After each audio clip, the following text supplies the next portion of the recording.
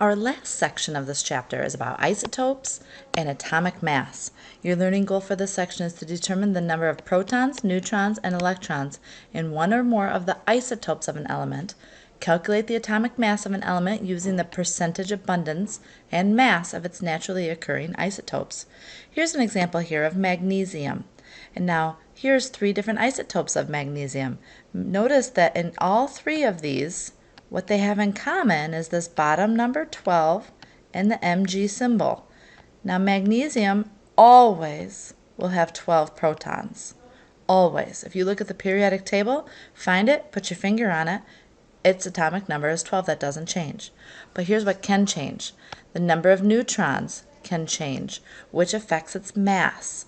If I had 12 protons and 12 neutrons, it would have a mass of 24. That's protons plus neutrons.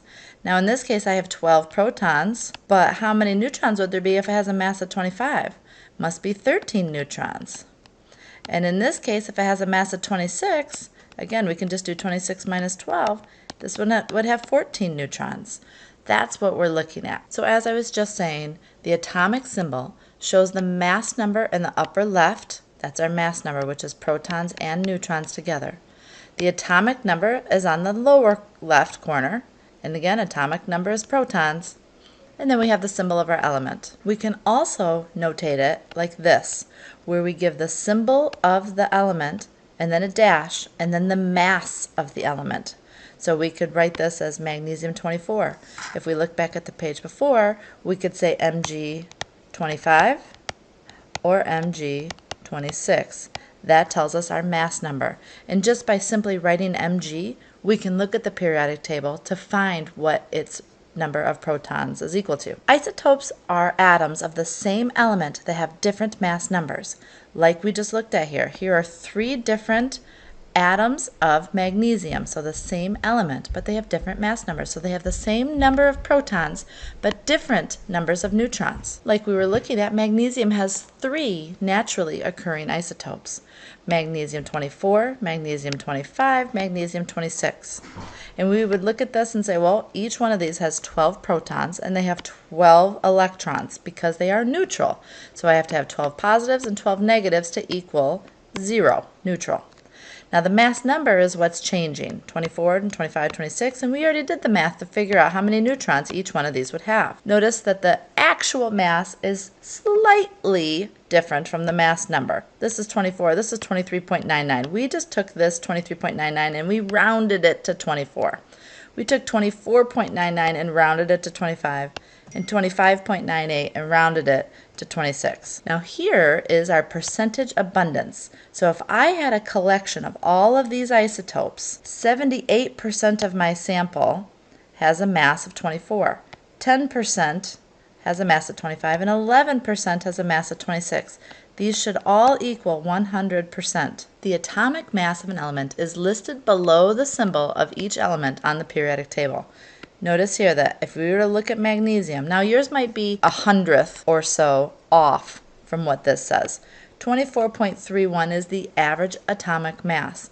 It's calculated based on the weighted average of all naturally occurring isotopes. Again, this is based on the comparison to the mass of carbon-12. It's not the same as the mass number. Notice here that this magnesium, 24.31 weighted average, is from those percentages that we just got on that other page. We didn't just add them up and divide it by 3. It doesn't quite work like that. We have to do a weighted average. Let's look at an analogy. To understand how the atomic mass as a weighted average for a group of isotopes is calculated, we'll use an analogy of bowling balls with different weights. Suppose that a bowling alley has ordered 5 bowling balls that weigh 8 pounds each and 20 bowling balls that weigh 14 pounds each. In this group of bowling balls, there are more 14-pound balls than 8-pound balls. Think about it. We have 5 plus 20, so there's 25 total balls. 5 of them weigh 8 pounds, 20 of them weigh 14 pounds. Let's look at the 8-pound balls.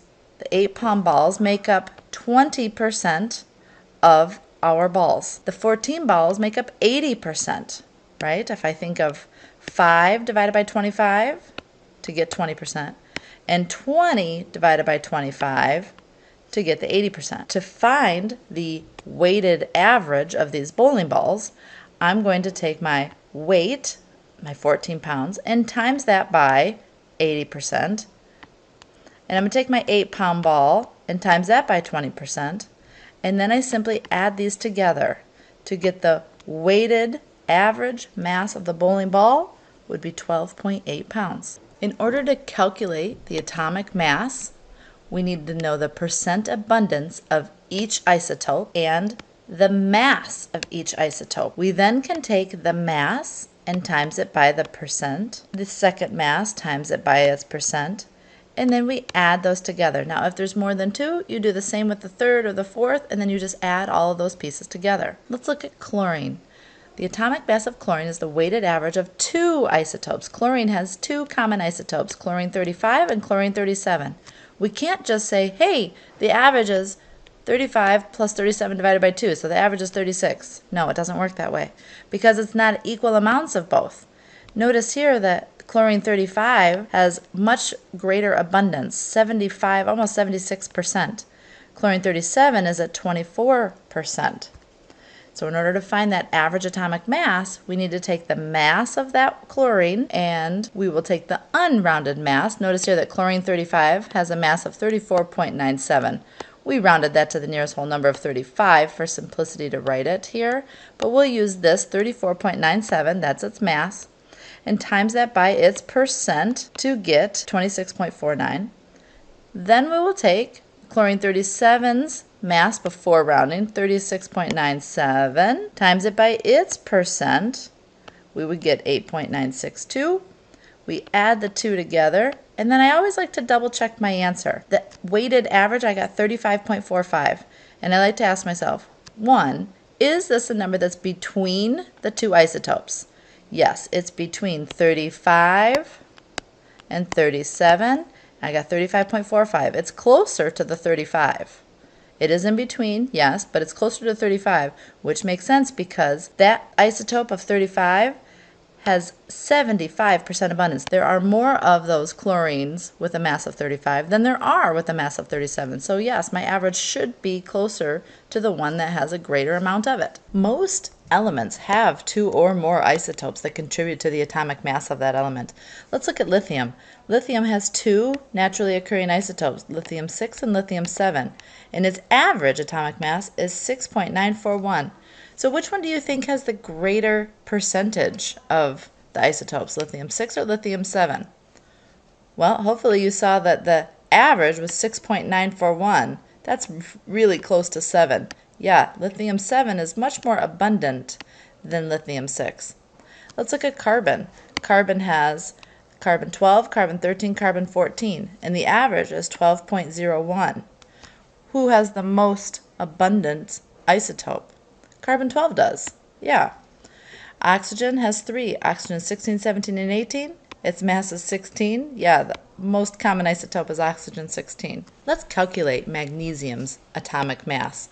We see on the periodic table it's 24.31. We know the percentage abundance of each one of these three isotopes.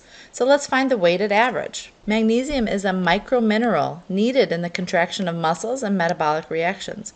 Use the natural abundance and mass of the three naturally occurring isotopes to calculate the atomic mass for magnesium. We know that we have magnesium 24, magnesium 25, magnesium 26.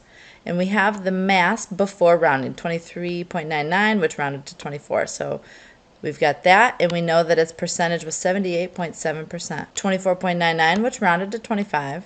25.98, which rounded to 26. So we're using its mass and AMU before we rounded to that whole number, and we're timesing it by its percentage as a decimal. If we did 78.7 divided by 100, it would be 23.99 times 0.787. And then we simply take all of these answers and we add them up to get a weighted average mass of 24.31. Here is the concept map looking at everything we have learned about atoms, and the review sheet looking at the learning goals. So take a minute to look over this so that you are comfortable with what we covered in this section. I have a bunch of sample problems to go through with answers, so let's look at this. I need you to pause the video, and before you look at the solutions, do the try it first and the self-test, and then check the answers. Pause the video again here so that you can Do the try it first, and then check the solutions. Pause the video again here so you can do the self-test, and then you can check your answers. Here's another sample problem from 4.3. Do the try it first, pause the video, and then check your solutions down at the bottom. This is the answer to part C from the first page. Take a second to pause and do the self-test before checking your answers at the bottom. Here's a question where you need to look at chromium and identify protons and neutrons and isotopes. I will move on to the next page in just a minute. Here's the answer to the last page. Here's another self-test for you to do, and then check your answers at the bottom. And our last problem from section 5, we have 2 naturally occurring isotopes of boron. Calculate the atomic mass using the weighted method and check to see if you got the right answer.